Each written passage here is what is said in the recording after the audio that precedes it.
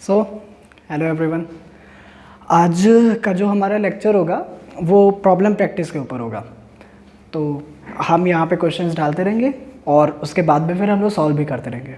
और इसके साथ में याद रखना, ये जो क्वेश्चंस है पहले आप लोग अपने एंड पे एक बार वीडियो पॉज करना, उसके बाद में सॉल्व करना, फिर उसके बाद में ही सोल्यूशन देखना। ऐसे मत करना कि हम लोग क्वेश्चन सॉल्व किए जा रहे हैं, मतलब मैं सॉल्व किए जा रहा हूँ, आप लोग एज इट इज़ देख रहे हो, यार कोई फ़ायदा नहीं होगा फिर। ठीक है, मतलब जैसे कि अभी तक हमारे कौन कौन से पार्ट हो गए, रेट एक्सप्रेशन वाला हो गया है, रेट लॉ से रिलेटेड हो गया, अपीयरेंस डिसअपीयरेंस से रिलेटेड हो गया है, किस तरीके से हम उससे शो करेंगे, एवरेज रेट हो गया, इंस्टेंटेनियस रेट हो गया, ये सारे टॉपिक्स हमारे हो गए हैं। ठीक है, तो उसी से रिलेटेड हम लोग सारे के सारे यहाँ पे क्वेश्चंस करने वाले हैं। यूनिट ऑफ रेट कांस्टेंट पे भी करेंगे सारे के सारे क्वेश्चंस। तो करना क्या ना, फिर एक बार आप करो क्या, या तो अभी आप अपना वीडियो भी पॉज कर लो, पिछला जितना था वो जल्दी से रिवाइज कर लो। ठीक है, फिर रिवाइज करने के बाद आ जाते हैं हम लोग न्यूमेरिकल प्रैक्टिस करने के लिए। ठीक है, और अपने एंड पे भी न्यूमेरिकल प्रैक्टिस करते रहना आप लोग, है ना। तो अभी इसको हम लोग रब करते हैं और क्वेश्चंस की शुरुआत करते हैं। ठीक है,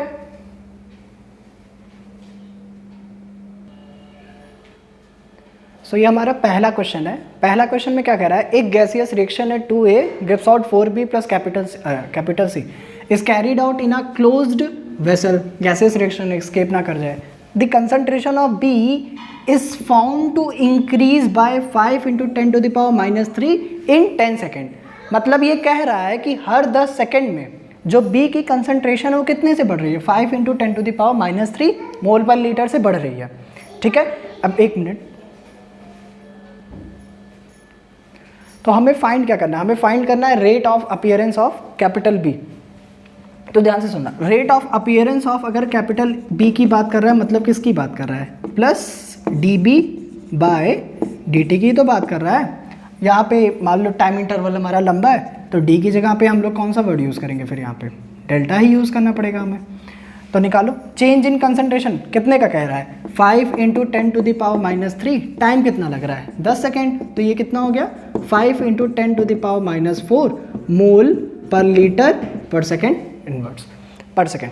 ठीक है, ये क्या आ गया हमारे पास में, rate of appearance of capital B आ गया। अब सेकेंड पार्ट हमसे कह रहा है रेट ऑफ रिएक्शन। क्या कहा है, रेट ऑफ रिएक्शन। तो इसको कैपिटल ए कर देते हैं। तो रेट ऑफ रिएक्शन के लिए हमें पता है, अगर यहाँ पे हम लोग रेट ऑफ रिएक्शन के लिए एक्सप्रेशन लिखना चाहें तो हम क्या लिखेंगे, रेट ऑफ रिएक्शन। इसके बेसिस पे किस तरीके से लिखते थे, याद है, -1/2 dA/dt ऐसे करके था ना। तो यहाँ पे हटाओ और करते हैं इसे डेल्टा। ये बराबर होगा किसके, ये माइनस क्योंकि डिसअपियर हो रहा था, फिर प्लस लगेगा, +1/4 delta B by delta T, ये बराबर होगा plus delta C by delta T। तो हमें बताना क्या है, रेट ऑफ रिएक्शन ना। तो रेट ऑफ रिएक्शन हम अपीयरेंस ऑफ B के फॉर्म में बता सकते हैं, क्योंकि अभी अभी हम लोगों ने निकाला है, कितना आया था, वो आया था हम लोग का 5 × 10⁻⁴ मोल पर लीटर पर सेकेंड, ये आया था। अब इसको रेट को हम लोग इसके अपीयरेंस के साथ में कनेक्ट कर देते हैं। तो हम ये बोल सकते हैं जो रेट ऑफ रिएक्शन होगा उसको हम लोग कैसे लिख सकते हैं, 1/4 rate of appearance of capital B, इस फॉर्म में हम इसको लिख सकते हैं। तो देखो, rate of appearance of capital B हमारा कितना है, 5 × 10⁻⁴। तो 1/4 × 5 × 10⁻⁴ बराबर कितना आ जाएगा, 1.25 × 10⁻⁴ मोल पर लीटर पर सेकेंड। अब तीसरा पार्ट हमसे क्या कह रहा है, rate of disappearance of capital A. Rate of disappearance of capital A का मतलब हुआ -delta A by delta T की बात कर रहा है। रेट ऑफ डिसअपीयर होगा तो कंसंट्रेशन क्या होगी, डिक्रीज। तो चेंज इन कंसंट्रेशन नेगेटिव आएगी। रेट को पॉजिटिव बनाने के लिए नेगेटिव के आगे कौन सा साइन लगाना पड़ेगा, नेगेटिव, ताकि नेगेटिव क्या हो जाए, पॉजिटिव। ठीक है, बार बार रिकॉल करते रहना अपने आप को।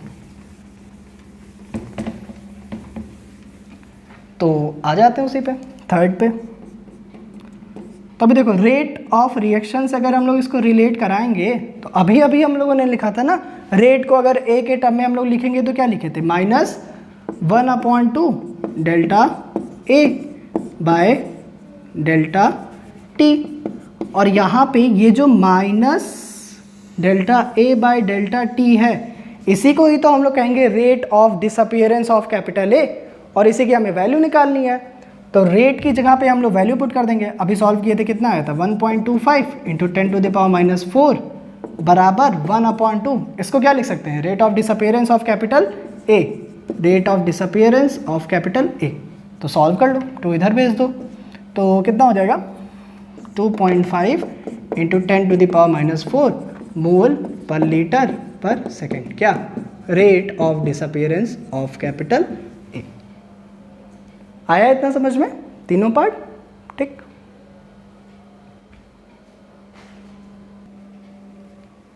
अब देखिए क्वेश्चन नंबर सेकेंड, इसमें हमसे क्या कह रहा है, for the reaction N2 + 3H2 gives out 2NH3, और कह रहा है किस तरीके से, how are the rate of expressions -dH2/d2 and dNH3/dt are interrelated. मतलब इन दोनों में हमें रिलेशन बताना है। तो देखो रेट एक्सप्रेशन के हिसाब से इस इक्वेशन को देखते हुए हम लिख सकते हैं कि जो रेट होगा हमारा वो क्या होगा, इससे रिवाइज भी होता रहेगा, ठीक है। तो देखना इसमें हम लोग क्या लिख सकते हैं, -dN2/dt rate of disappearance of nitrogen बराबर होगा किसके, -1/3 dS2/dt। यहाँ पे -dS2/dt क्या होता है, rate of disappearance of S2। 1/3 तो रेट एक्सप्रेशन में डालते हैं ना हम लोग, याद रखना। और ये बराबर होगा किसके, +1/2 dNH3/dt। हमें रिलेशन किस में बताना, इसमें और इसमें, मतलब इसमें और इसमें, इन दोनों में हमें रिलेशन बताना। लो हो गया रिलेशन, बस ये रिलेशन था इन दोनों में, ठीक है।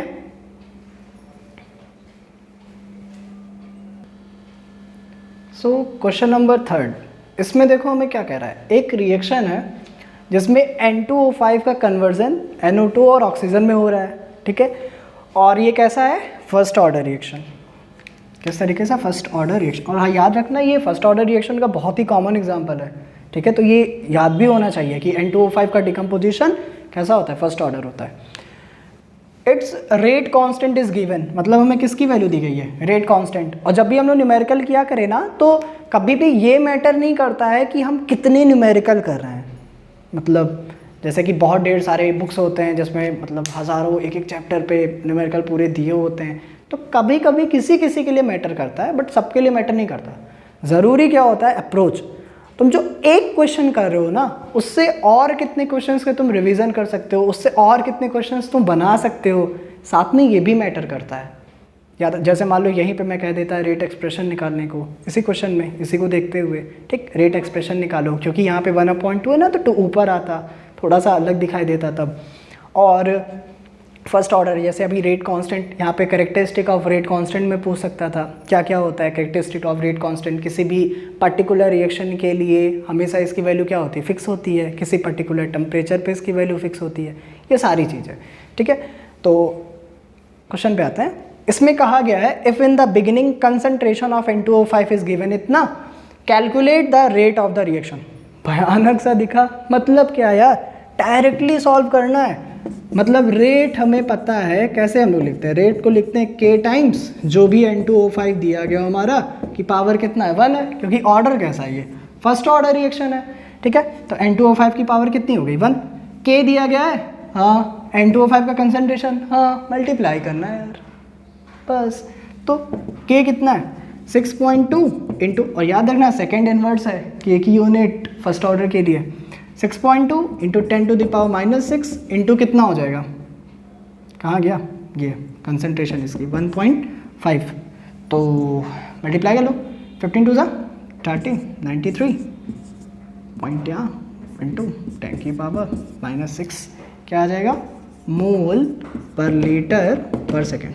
रेट की यूनिट तो वही होती है ना, वो थोड़ी ना वेरी करती है, ठीक है। तो ये क्वेश्चन भी हो गया हमारे पास में।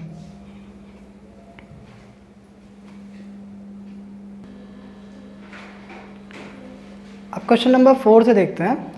इसमें कह रहा है फॉर द रिएक्शन, फिर से वही वाला रिएक्शन लिया है, N2O5 converting into NO2 and O2। इसके लिए -dN2O5/dt मतलब rate of disappearance of N2O5 हमें दिया गया है K1 इंटू N2O5 और dNO2/dt का भी दिया गया है और इसका भी दिया गया है, और हमसे कह रहा है कि रिलेशन फाइंड करना है K1, K2 और K3। इन 4 ऑप्शंस में से हमें चूज़ करना है कौन सा करेक्ट है। तो ध्यान से देखो, पहले इसके लिए हम लोग एक रेट एक्सप्रेशन लिख सकते हैं इसको देखते हुए। कैसे? देखो, रेट ऑफ आ रिएक्शन मतलब sorry rate of this reaction हम बताएंगे कितना होगा, -dN2O5/dt। ये बराबर होगा किसके, +1/2 dNO2/dt। ये बराबर हो किसके, 1/2 का भी अपॉन 1 करोगे मतलब 1/2 का भी रेसिप्रोकल करोगे तो 2 कहाँ आ जाएगा, ऊपर आ जाएगा। तो 2 ऊपर आएगा तो क्या लिखेंगे यहाँ पे, dO2/dt। यही तो लिखेंगे ना। अब देखो -dN2O5/dt की वैल्यू हमें दी गई है K1 इंटू N2O5, लिख दो यहाँ पे। इसकी जगह पे हम लोग क्या लिख सकते हैं, K1 इंटू N2O5। ठीक, इसकी जगह पे क्या लिख सकते हैं, किसकी वैल्यू दी गई है, dNO2/dt की वैल्यू दी गई है। तो 1/2 dNO2/dt की जगह पे क्या लिख सकते हैं हम लोग, K2 इंटू N2O5। ये इक्वल होगा किसके, 2 टाइम्स है, 2 टाइम्स ही रहने दो, और O2 बाई कहाँ गया, dO2/dt। इसकी जगह पे क्या लिख सकते हैं, K3। इसको हम लोग यहाँ तक बना देते हैं। ठीक, dO2/dt की जगह पे क्या लिख सकते हैं, 2 इंटू K3 इंटू N2O5। तो देखो N2O5 N2O5 N2O5 तीनों का कंसंट्रेशन कॉमन था, सब में हटा दिया। अब देखो मैच करो, किससे मैच हो रहा है, किसी ऑप्शन से कर रहा है, K1 इंटू 2 K1 इंटू 2। एक काम करो, इन सब में 2 से मल्टीप्लाई कर दो, मल्टीप्लाइंग बाय 2। अगर हम लोग 2 से मल्टीप्लाई कर देंगे यहाँ कितना हो जाएगा, 2K1 बराबर 2 इंटू 2 कट जाएगा बराबर K2 बराबर 2 2 4K3। मतलब 2K1 is equal to K2 is equal to 4K3। मतलब कौन सा ऑप्शन करेक्ट हो गया, चौथा वाला ऑप्शन। आया है समझ में ना, मतलब टफ तो नहीं था बट हाँ थोड़ा सा टिपिकल दिखता था ये क्वेश्चन, मतलब अलग से पैटर्न से थोड़ा अलग दिखता था, इसीलिए क्वेश्चन यहाँ पे मैंने लिया है। ठीक है,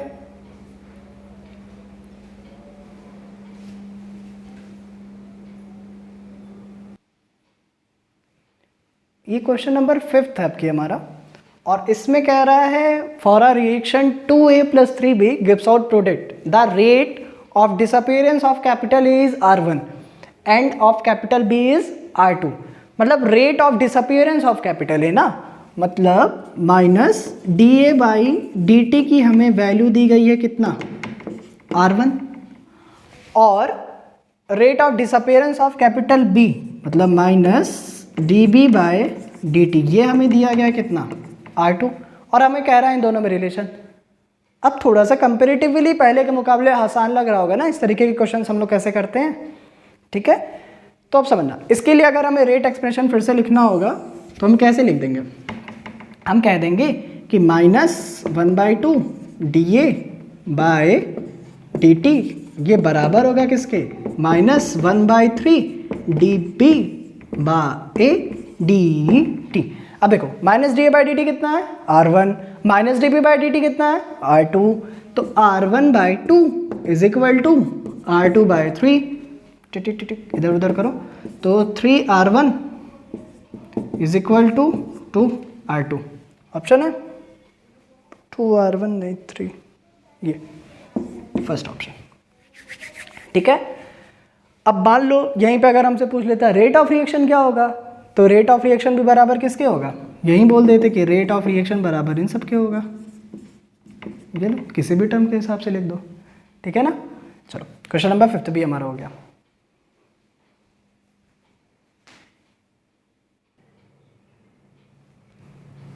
अब नेक्स्ट क्वेश्चन देखते हैं, क्वेश्चन नंबर 6।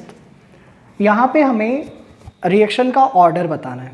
ठीक है, हमें पता था कि के की जो यूनिट होती है वो ऑर्डर के हिसाब से डिपेंड करती थी, ऑर्डर के हिसाब से वेरी करती थी, और हम लोगों ने बोला था यूनिट ऑफ के कैसे निकालते थे हम लोग, यूनिट ऑफ के निकालते थे कि अगर मान लो जिसका भी हमें यूनिट निकालना है, मतलब जैसे मान लो यहाँ पे मोल पर लीटर है, इसकी पावर कितनी हो जाती थी 1 माइनस n सेकेंड इनवर्स।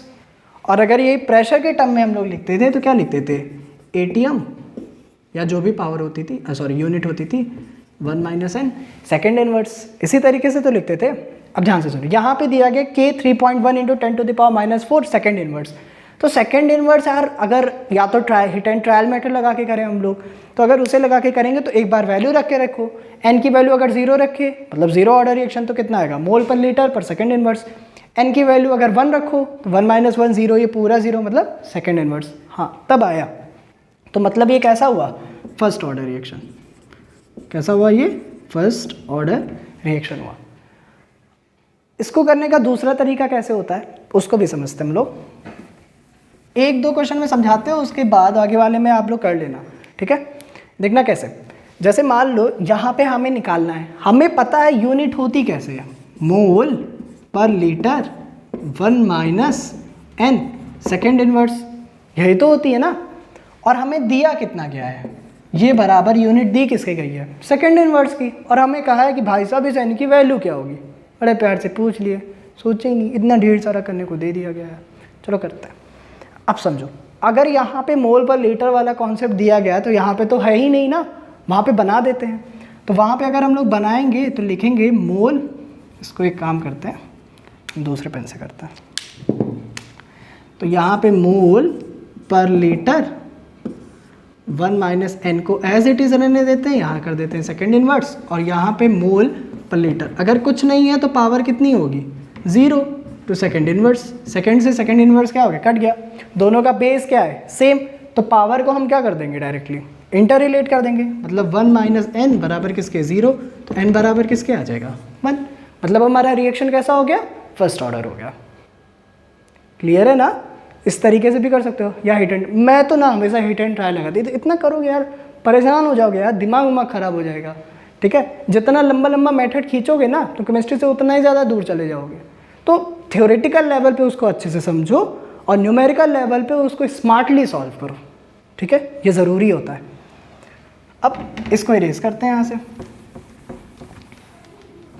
अब देखना अगला क्या कह रहा है हमसे, ATM इनवर्स सेकेंड इनवर्स, फिर से वही कर लो, मतलब हमें पता है कि ATM में अगर दिया गया है ये होता है 1 minus n second inverse time inverse जो भी हो, इसको हमें दे कितना दिया है ATM इनवर्स पर सेकेंड इनवर्स, 50 सेकेंड इनवर्स ऐसे बीच में पिसता रहता है, कोई मतलब नहीं होता इसका, इसको हटा दो, ATM दोनों साइड में आ गया, पावर को इंटर रिलेट करा दो, मतलब 1 माइनस n बराबर किसके -1, तो n बराबर किसके आ गया 2 के, मतलब ये कैसा है सेकेंड ऑर्डर, कैसा हुआ सेकेंड ऑर्डर, इरेज कर दो।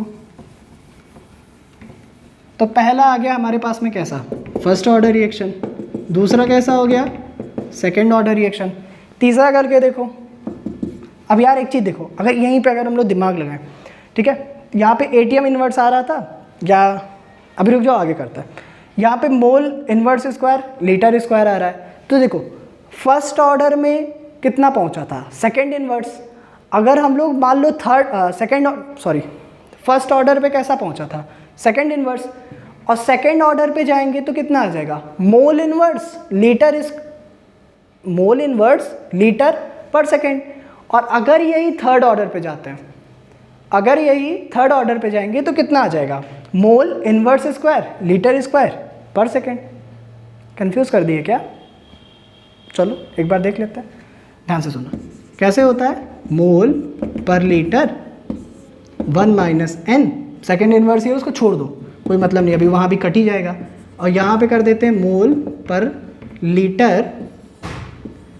अब देखो इसकी पावर दी कितनी गई है, अगर इसको मोल पर लीटर के फॉर्म में हम लोग लिखेंगे तो यहाँ पे -2 कर सकते हैं कि नहीं कर सकते, सोचो यहाँ पे लाओगे तो कितना हो जाएगा मोल इनवर्स स्क्वायर, और लीटर का कितना बन जाएगा लीटर स्क्वायर, है ना। तो अब समझो पावर को रिलेट कराओ, 1 माइनस n बराबर -2, n बराबर कितना 3, ठीक है, मतलब ये कैसा हुआ थर्ड ऑर्डर। देखो ना पहुँचे थे हम लोग सेकेंड ऑर्डर के लिए, mole inverse litre second inverse, जहाँ नीचे आते इसी का स्क्वायर होने लगता, मतलब मोल इनवर्स स्क्वायर लीटर स्क्वायर पर सेकेंड। इस तरीके से भी रिलेट करते चले जाओ, ठीक है। तो मोल में अगर माइनस स्क्वायर वाला फंडा आ रहा है थर्ड ऑर्डर, ठीक, -1 वाला फंडा आ रहा है सेकेंड ऑर्डर, आ ही नहीं रहा है तो फर्स्ट ऑर्डर, और सिंपल सिंपल चलाता जा रहा है तो मतलब मोल पर लीटर ही चलता चला जा रहा है तो जीरो ऑर्डर। भूकंप आने लगता है रेस करो तो। अब इधर देखो ये कैसा हो गया हमारे पास में थर्ड ऑर्डर हो गया। अब यहाँ पे डेसीमीटर क्यूब वॉल्यूम पता है हमें, 1 लीटर बराबर किसके होता है 1 डेसीमीटर क्यूब के होता है, तो कुल मिला के वॉल्यूम ही तो है ना, मतलब लीटर ही तो है। तो मोल इनवर्स लीटर के फॉर्म में दिया गया है, मोल इनवर्स कहाँ शुरू हुआ था सेकेंड ऑर्डर से, मतलब ये कैसा हुआ हमारे पास में सेकेंड ऑर्डर रिएक्शन हुआ। इससे कंफ्यूज मत होना, डरना मत, यहीं लीटर कर दो, हमें पता है ना 1 लीटर बराबर किसके होता है 1 डेसीमीटर क्यूब के होता है, तो कोई दिक्कत नहीं है। अब समझो यहाँ पे सेकेंड इनवर्स हो चुका है फर्स्ट ऑर्डर, यहाँ पे देखो फिर से -2 आ गया, मतलब कैसा हो गया ये, कैसा हुआ सेकेंड ऑर्डर नहीं थर्ड ऑर्डर, एक पावर कम हो रही थी ना। अब आगे समझो आर इनवर्स है, टाइम इनवर्स है में मतलब होता है ना यार, तो ये कैसा हुआ फर्स्ट ऑर्डर। यहाँ पे देखो मोल पर ये तो सीधा दिया गया है, मतलब कैसा हुआ ये जीरो ऑर्डर। क्लियर है ना सारे के सारे पार्ट। चलो अब अगले क्वेश्चन पे आते हैं।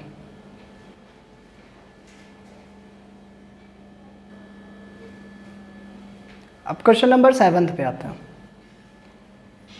बोर तो नहीं हो रहे हो या बहुत ज़्यादा तेज़ चला रहे हो, ऐसा तो कुछ नहीं हो रहा है ना, जल्दी इसीलिए कर रहे हैं यार ताकि हम लोग ज़्यादा से ज़्यादा क्वेश्चन सॉल्व कर सकें, ठीक है। और इसके बाद आप लोग जल्दी से इन सबको पैकअप करके फिर से नया टॉपिक भी हम लोग शुरू करेंगे और इसको रिवाइज भी करते रहना बहुत ज़्यादा ज़रूरी होता है। मतलब जो नोट्स हम लोग बना रहे हैं ना उसको ट्राई करना ना कितना ज़्यादा हो सके उसको उतना क्रिस्पी बनाओ, उसको उतना ही छोटा बनाओ, ठीक है। ज़्यादा से ज़्यादा लंबा क्या तुम्हें किताब छापनी है क्या, ये मतलब नोट्स वगैरह हम देखते हैं 2-2 कॉपी भरे रहते हैं बंदे, कोई मतलब नहीं होता यार, इतनी मोटी 2 कॉपी फ़ायदा क्या है यार, उससे अच्छा किताब ही एक बार लेके 5 बार पढ़। भैया आप जानते नहीं हैं, एक थ्योरी होती है, वो थ्योरी कहती है कि अपनी राइटिंग में लिखा हुआ ज़्यादा याद होता है। अबे घोंचो, याद होता है ठीक है, समझ में भी आता है, बट तुम ये भी तो थ्योरी होती ना, किसी भी चीज़ को 10 बार पढ़ लो, एक ही किताब को मतलब 100 किताबों को एक बार पढ़ने से अच्छा एक किताब को 10 बार पढ़ लो। बहुत थ्योरी है यार मार्केट में, किसके पीछे भागोगे, कौन सा याद करके बैठ के घूमोगे, सबके सामने बकते फिरोगे। तो रियलिस्टिक रहो, ज़्यादा टेंशन लेके पढ़ने की ज़रूरत नहीं है, इतना ध्यान रखो, ठीक है, आराम से पढ़ो। तो न्यूमेरिकल शुरू करते हैं। अब यहाँ पे कह रहा है आसान हो, कुछ लोग तो बैठ के न्यूमेरिकल में कह रहे हैं पक्का करो हम न्यूमेरिकल करते हैं जल्दी से, अगर ये एटीट्यूड है तो सही है। इधर देखो for a certain hypothetical reaction हमें दिया गया था रेट इक्वेशन, हमें किसी कितनी तो भयानक से मतलब ही नहीं, हमें केवल ये देखना भाई साहब कि रेट लॉ एक्सप्रेशन हमें दिया गया है, क्या दिया गया है रेट लॉ एक्सप्रेशन, और इसके लिए कह रहा है ऑर्डर ऑफ रिएक्शन। हमें पता है रेट लॉ एक्सप्रेशन में जो कंसंट्रेशंस की पावर होती है उनका सम ही क्या कहलाता है ऑर्डर ऑफ द रिएक्शन। तो इन सबको हमें करना क्या पड़ेगा, एक्सपोनेंट्स को ऐड करना पड़ेगा। करो 1/2 + 1/3 + 1/4, एलसीएम कितना आ जाएगा पता है हमें 12, क्या बताना पड़ता है, कुछ लोग को इसमें भी दिक्कत होती है। तो डिवाइड करो 6, फिर यहाँ पे 4, फिर 1 2 3 6 4 6 3 9 13 13/12, ठीक है। ऑप्शन नंबर कौन सा हो गया, 4th हो गया। क्लियर है ना।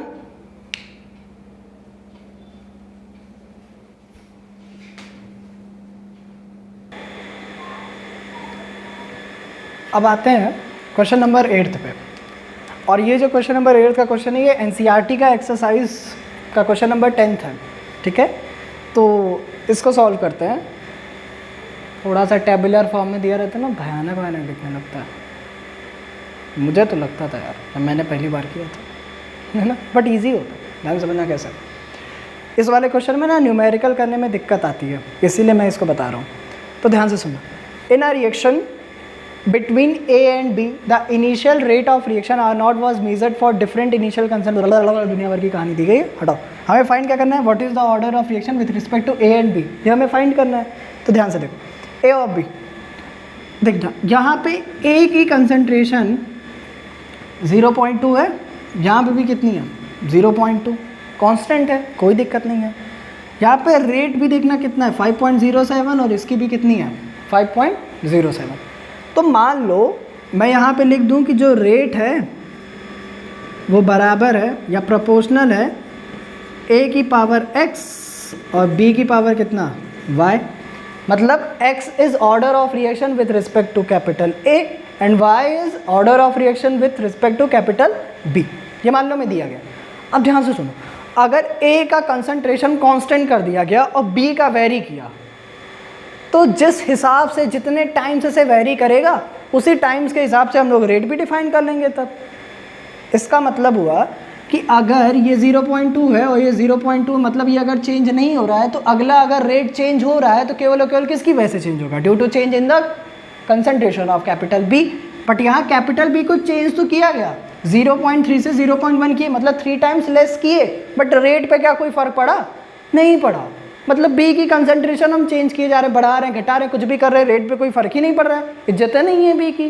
तो जब कभी किसी भी रेट ऑफ रिएक्शन को डिटरमिन करने के लिए बी की कोई इज्जत होती नहीं है, मतलब बी को जैसे जैसे हम चेंज करते हैं उसकी वजह से रेट वेरी नहीं करता, तो बी के रिस्पेक्ट में जो ऑर्डर ऑफ रिएक्शन आएगा वो कितना आएगा? 0, क्योंकि जो रेट ऑफ रिएक्शन है वो बी पे डिपेंड ही नहीं कर रहा है। यहाँ से बोल सकते हैं ना, अदरवाइज हमें कैलकुलेट करना पड़ेगा, दिमाग खराब होगा। तो ऑब्जर्वेशन के बेसिस पे बोल सकते हैं कि y बराबर किसके हो जाएगा? 0, मतलब b के रिस्पेक्ट में 0। अब हमें a के रिस्पेक्ट में फाइंड करना है, तरह a के रिस्पेक्ट में हमें फाइंड करना है। तो चलो करते हैं।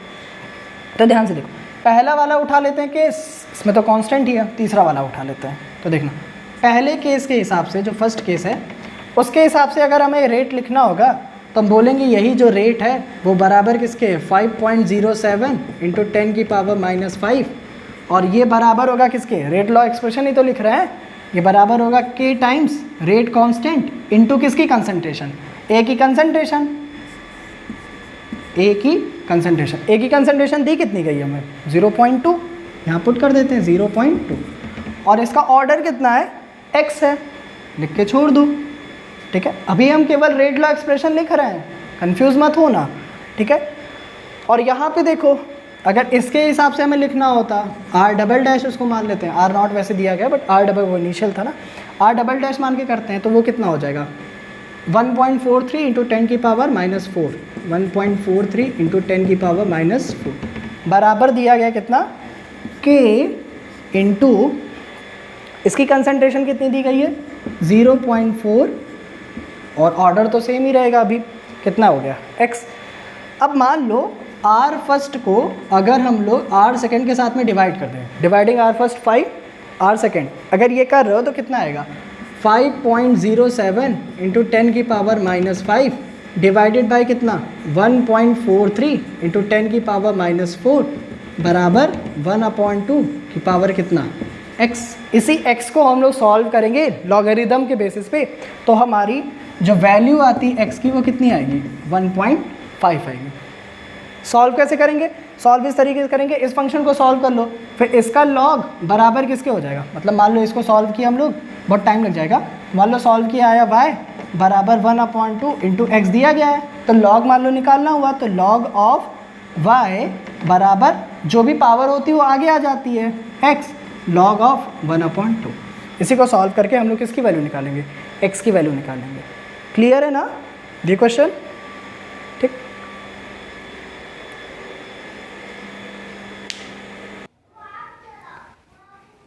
तो नेक्स्ट क्वेश्चन देखते हैं। अपने लेक्चर का 9th क्वेश्चन है और एनसीईआरटी का 11th क्वेश्चन है, ठीक है। तो यहाँ पे कह रहा है the following results have been obtained during the kinetic studies of the reaction. जब ऑर्डर ऑफ रिएक्शन हम पढ़ा रहे थे ना, एक्सपेरिमेंटली डिटरमिन किया जाता है, रेट लॉ हो गया, ऑर्डर हो गया, कुछ इसी तरीके का होता है। तो इसमें कह रहा है 2a + b gives out c + d, इतना दिया गया है, और हमसे कह रहा है कि रेट लॉ फाइंड करो। और क्या फाइंड करना है? Rate constant. रेट कांस्टेंट कैसे करेंगे? n की वैल्यू से। n की वैल्यू कहाँ से आएगी? ठीक है, अब समझो, यहाँ पे देखना, तो दो चीज़ें उठाते, जब इस तरीके का क्वेश्चन आ जाया करे ना और दिमाग थोड़ा सा ख़राब होने लगे, तो किया क्या करो, हमेशा ऐसे क्वेश्चन में ना a या b का किसी में भी एक मतलब अगर ढेर सारे ऐसे रिजल्ट्स दिए गए हैं ना, तो उसमें से कम 1, 2, 3 ऐसे तुम्हें मिलेंगे ही मिलेंगे जिनका कंसंट्रेशन कांस्टेंट रखते हुए अगले वाले को वेरी करा रहा होगा, या इसको डबल करा दिया होगा फिर वेरी कर, मतलब सिंपल ही रखेगा। तुम्हें उस पार्ट को खोजने की ज़रूरत है बस, जहाँ तुम उस पॉइंट को पकड़ लोगे ना तुरंत फिर क्वेश्चन सॉल्व हो जाएगा। जैसे अगर मैं यहाँ पे बताऊँ तो देखो ये 0.3 वाले में और ये 0.3 वाले में, इन दोनों में कांस्टेंट कर दिया है ए का कंसंट्रेशन, बी का वेरी कर रहा है, उसकी वजह से हम लोग देखेंगे रेट कैसे वेरी कर रहा है। तो ध्यान से समझो, यहाँ पे 7.2 इंटू 10⁻² है, यहाँ पे 10⁻1 है, थोड़ी सी कैलकुलेशन में दिक्कत हो जाएगी। एक काम करते हैं, इसको भी इसी फॉर्म में हम लोग कन्वर्ट कर देते हैं। मतलब इसको हम लोग कैसे लिख सकते हैं, ये वाला जो पार्ट है ना 2.88 इंटू 10⁻1, इसको हम लोग और क्या लिख सकते हैं, इसको हम लोग लिख सकते हैं 28.8 इंटू 10⁻² लिख सकते हैं ना। अब तो दोनों सेम हो गया।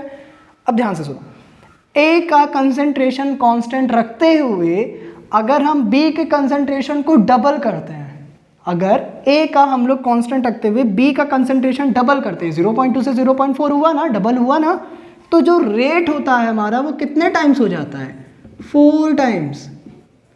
रेट हमारा कितने टाइम्स इंक्रीज कर जाता है, 4 टाइम्स रेट हमारा इंक्रीज कर जाता है। मतलब बी के रिस्पेक्ट में कैसा है, सेकेंड ऑर्डर। तभी तो अगर मान लो इनिशियल कंसंट्रेशन x रहा होगा, फिर अगर मान लो इसका 2x कर दिया गया, तो अगर सेकेंड ऑर्डर तभी तो 4x² होगा, मतलब 4 टाइम्स होगा। मतलब b के रिस्पेक्ट में ये कैसा है हमारा रिएक्शन, सेकेंड ऑर्डर है। तो हमें एक चीज़ पता चल गई कि second order with respect to b, ठीक है। अब समझना भाई, और याद रखना ये जो डायरेक्ट मैंने किया है जिस तरीके से ना, अगर पिछले वाले क्वेश्चंस की प्रैक्टिस नहीं की हो ना तो फिर यही कहोगे पता नहीं कैसे बता रहे हैं। ऐसा में तो पिछले वाले क्वेश्चंस की प्रैक्टिस करना ज़रूरी है यार, तभी ये सारे क्वेश्चंस कर पाएंगे हम लोग, ठीक है। अब आगे समझो, अब बी का कंसंट्रेशन कहाँ का कांस्टेंट कर दिया महाराज जी, एक यहाँ पे किए हैं और एक यहाँ पे किए हैं। अब ए का वेरी कर रहा है, देखो कैसे, 0.1 से 0.4 किया है, मतलब कितना टाइम्स इंक्रीज हुआ है, 4 टाइम्स। जब ए का कंसंट्रेशन 4 टाइम्स इंक्रीज किए हैं तो उसके रिस्पेक्ट में जो रेट ऑफ रिएक्शन है वो भी कितना हो गया, 4 टाइम्स। इसको भी इसी फॉर्मेट में लिख लो, कैसे लिखेंगे हम लोग, 24 इंटू 10⁻³ तो जब ए की कंसंट्रेशन 4 टाइम्स हुई तो रेट भी कितने टाइम्स बढ़ा, 4 ही टाइम्स बढ़ा है। मतलब ए के रिस्पेक्ट में भी कैसा है, फर्स्ट ऑर्डर x था तो 1 टाइम्स ही बढ़ा, x से मान लो 2x हुआ, 1 टाइम्स ही तो बढ़ा, तो वो भी 1 टाइम्स ही रेट बढ़ता। तो उस बेसिस पे बात कर रहे हैं। तो ए के रिस्पेक्ट में कैसा हुआ, फर्स्ट ऑर्डर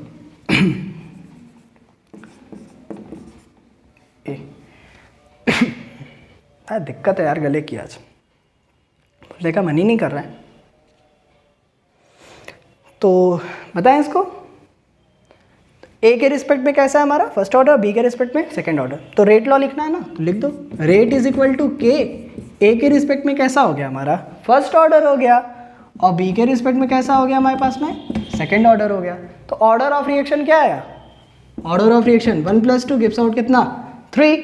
और इसके लिए रेट कांस्टेंट की यूनिट कितनी होती है, एंड द रेट कांस्टेंट। अच्छा, रेट कांस्टेंट की वैल्यू हमें पूरी की पूरी फाइंड करनी है, तो चलो रेट कांस्टेंट की वैल्यू ही फाइंड करते हैं। तो ध्यान से देखो, ए की का पावर कितनी आ गई 1, ये 2, रेट ऑफ रिएक्शन दिया गया है, इसमें से कोई भी उठा के पुट कर लो, मान लो ये वाला और ये वाला, इतना ला के यहीं पे पुट कर दो। तो 0.1 सॉरी रेट कितना दिया गया हमें, 6 इंटू 10⁻³ बराबर के इंटू ए यहाँ पे कितना है 0.1 की पावर 1 और बी 0.1 की पावर कितना 2। इसी को सॉल्व करेंगे हम लोग, किसकी वैल्यू आ जाएगी, के की वैल्यू आ जाएगी।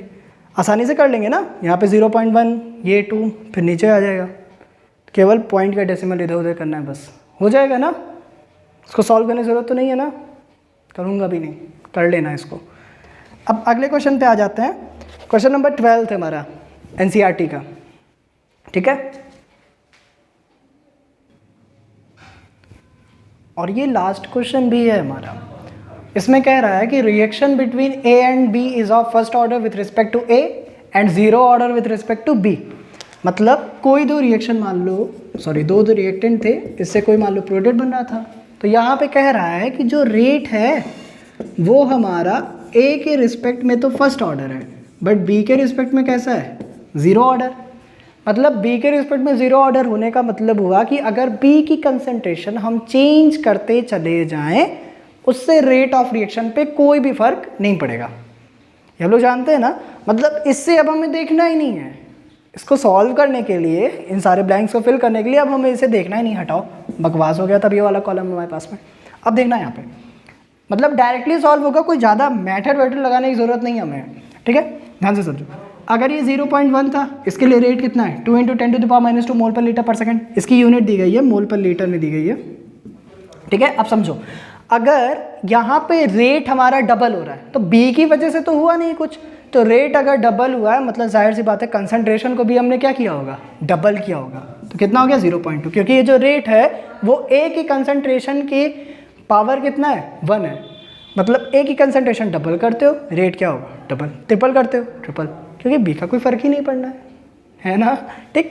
अब समझो आगे, यहाँ पे रेट कितना हो गया हमारा, सेम ही है, रेट सेम ही मतलब कंसंट्रेशन भी क्या होगी सेम ही होगी, मतलब 0.1 मोल पर लीटर ही होगी। ये वाला समझो कॉलम। यहाँ पे क्या कर रहा है 0.1 से कितना कर दिया 0.4, कितना टाइम्स इंक्रीज़ किया 4 टाइम्स, तो रेट भी कितना टाइम्स इंक्रीज हो जाएगा 4 टाइम्स, मतलब कितना हो जाएगा 4 × 10⁻², मोल पर लीटर पर सेकेंड, है ना। तो आज के लिए बस इतना, ये 10 क्वेश्चन सॉल्व करते हैं। और अगर हम लोग अभी धीरे धीरे, ये तो बहुत इजी क्वेश्चंस थे हम लोगों ने जो आज सॉल्व किए, मतलब 3 क्वेश्चन हम लोगों ने एनसीईआरटी के सॉल्व किए हैं, जो और 7 क्वेश्चंस थे वो कुछ क्वेश्चन जीआरबी के थे, कुछ मॉड्यूल के थे, कुछ बस हाँ 2 ही जगह के क्वेश्चंस थे, ठीक। और अगर इन सारे क्वेश्चंस को समझ में आपको आया होगा, एक बार आप फिर से देखना और जितना हो सके ना इसे शेयर भी करना यार, ठीक है। क्योंकि आपको ये केवल कुछ मिनट की वीडियो लग रही होगी ना, 35-40 मिनट की ही वीडियो लग रही होगी, बट एक्चुअल में ऐसा नहीं है, ठीक है। इसके लिए बार बार लिख रहे हैं, इरेज कर रहे हैं, लिख रहे हैं, इरेज कर रहे हैं, पता है लगातार करीब 2.5 घंटे से ही खड़े हैं, ठीक है। और 2.5 घंटे से या तो बोल रहे हैं या तो लिख रहे हैं, बोल रहे हैं या तो लिख रहे हैं, बोल रहे हैं या तो लिख रहे हैं। दोपहर में शुरू किया तभी शाम हो गई, ठीक है। तो इसीलिए मैं ये नहीं कर रहा हूँ कि मैं कितना दिखा रहा हूँ, ये वो कर रहा हूँ, ऐसा कुछ भी, बट ये कह रहा हूँ कि हाँ सपोर्ट तो कर दो, ठीक है। इसको शेयर कर दो जितना हो सके, सब्सक्राइब लाइक तो बात की बात होती है, ठीक है, वो सबसे हमें मतलब भी नहीं है। बस ये है कि हाँ कम से कम ज़्यादा से ज़्यादा लोग जाने तो चैनल के बारे में, मैं केवल इतना चाह रहा हूँ, ठीक है। और ऐसे ही अगर हम लोग प्रैक्टिस करते रहे और ज़्यादा से ज़्यादा क्वेश्चंस खत्म होते जाएंगे, तो हम लोग IIT JEE के, ठीक है, मेंस वगैरह के, नीट एम्स के भी प्रीवियस ईयर के क्वेश्चन सॉल्व करेंगे, ठीक है। अलग से मैं बनाऊंगा, मेडिकल के लिए अलग से बना दूंगा, JEE के लिए अलग से बना दूंगा, ठीक है। फिर प्रीवियस ईयर के क्वेश्चन भी हम लोग सॉल्व करेंगे। तो पूरा पैक्ड अप प्लेलिस्ट होगी हमारी, केमिकल काइनेटिक्स हो गया, जितने भी कवर करेंगे हम लोग, फिजिकल केमिस्ट्री, इसके बाद में इलेक्ट्रोकेमिस्ट्री भी शुरू होगी, ऑर्गेनिक पे पूरी की पूरी सीरीज़, वो सब के सब पूरी पैक्ड होगी। बोर्ड से रिलेटेड क्वेश्चन अलग से, पूरे के पूरे previous year question, NCERT solution, जो भी टॉपिक खत्म हो रहे हैं उसके NCERT क्वेश्चन मैं एज इट इज़ वहाँ पर करा दे रहा हूँ, आप लोग देख भी रहे होगे, ठीक। उसके बाद में फिर नीट के क्वेश्चंस, एम्स के, और जो AIPMT होते थे, PMT होते थे, वो इन सब के, और इंजीनियरिंग एंट्रेंसेस के जो एग्ज़ाम होते हैं उन सब का अलग अलग वीडियो मैं बनाऊंगा प्रीवियस ईयर क्वेश्चंस का, ओके। सो अभी के लिए थैंक यू वेरी मच, ठीक, बाय।